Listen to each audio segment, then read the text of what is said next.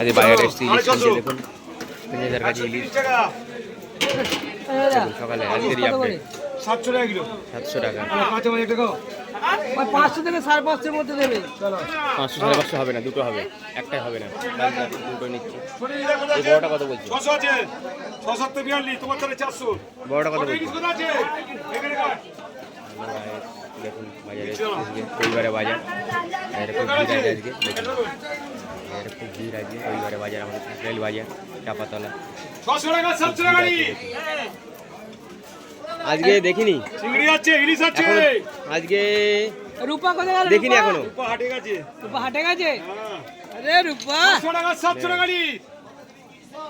40 টাকা 50 টাকা।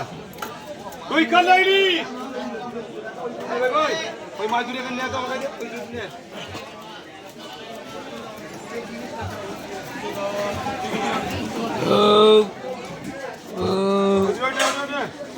গাইস ইলিশ নিলাম আজকে, দেখুন এই অবধি আজকে রবিবারে ভালো ইলিশ আছে 700 টাকা। এই মাছ আমাকে দে। রবিবারে